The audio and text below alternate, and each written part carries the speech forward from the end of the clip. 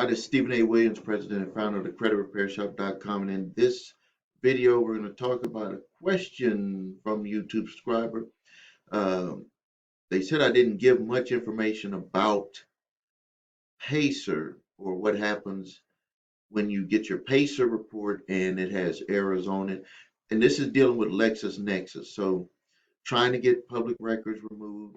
Lexis Nexis, they are the database capturer, so to speak, for all public records information. And if you have something that you do not agree with, something that you want to dispute, there is a process, and you're able to go to LexisNexis. And I wanted to give more information on that. Um, Now, Pacer is where all court information is held.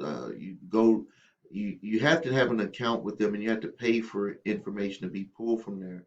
But you can get a Pacer account, and you can look at the public records information. They might have some sections in there that you can search and get some free details, but more than likely, when you pull from Pacer, you're going to have to pay.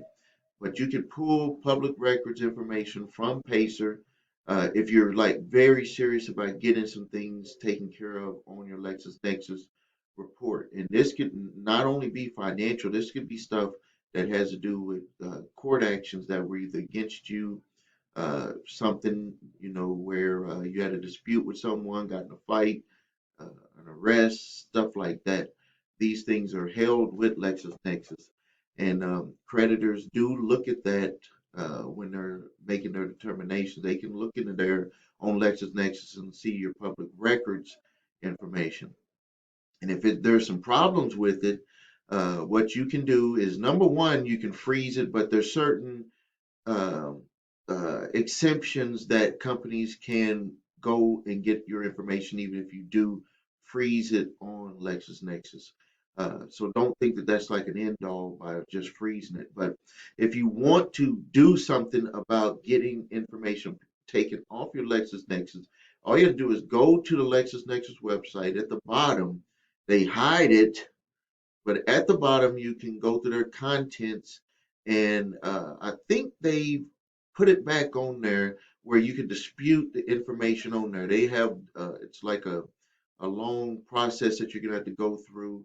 You need to read it, and then they have the address that you will send the information to, and then you'll be able to dispute information that's on there, and then they're going to respond back. They're usually pretty good about responding back. They don't take as long as the other bureaus, um, with the three main, because that's where everybody's focus is. But you can dispute your information on LexisNexis. So if you go to their website, LexisNexis.com, or search it online and go to the bottom, there's going to be a tab for how to dispute information that you believe is inaccurate on your LexisNexis report. You can also order a LexisNexis report so you can see what all is captured on there, and then you can, start the process on getting the information removed off of there that you believe is not correct.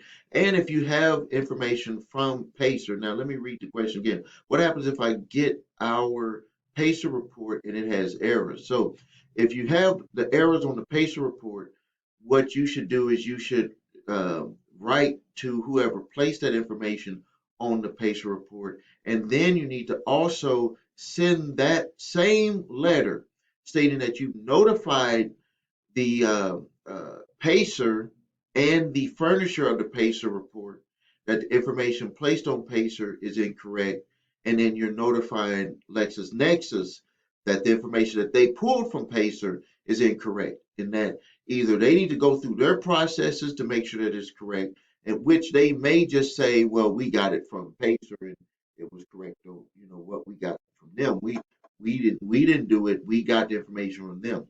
But when you notify LexisNexis that the information that they got from Pacer was incorrect, and you can show some type of trail uh, showing that the information that's even on Pacer is incorrect, they will remove it. But you're gonna have to do some work. Like it, I know I say this a lot of the time, but that's the deal. Is that when you look at it, you're saying that Pacer has incorrect information, but Pacer got the information from someone else, which would be a furnisher or court.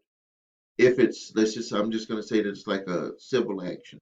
So they got it from someone. So you look at how many layers you're going to have to work back on one side to make a dispute with the way it's on Pacer, and then on the other side use that same information with Lexis Nexis to say that it is incorrect on Lexis Nexis, and you notify Lexis Nexis that they got the wrong information from Pacer. And what Lexis Nexis could potentially do is still go back to Pacer and say, hey, we got it from them, and that's where the data is placed, and all we're doing is reporting what we see. So you can see that you got some work ahead of you. You got some work ahead of you, and draw it out on a piece of paper. And you got number one, who gave it to Pacer?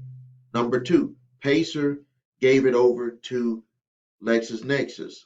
Number three, LexisNexis is sharing it with the credit bureaus and everybody else who pull a file from there. So you're going to have to work on all of those spots to get your situation taken care of. But it can get taken care of. Put in the work. Don't get discouraged. Respond to their responses and keep pushing. You will get the result that you want. All right, I'm going to end the video here. This is Stephen A. Williams, president and founder of thecreditrepairshop.com. If you need help with your credit, go to our website, thecreditrepairshop.com. Watch the video, What Makes Us Different. That shows my 8-point validation system process for repairing credit. If you can follow that, we invite you to become a customer. If you need your credit reports and scores, go to the website, your3scores.com, so you can see everything on your credit report scores and complete reports, comments, everything. If you need the statute of limitations letter, debt validation letter, and the cease and desist collection activities letter, I invite you to get those free letters. Links are below this video. Thank you for your time.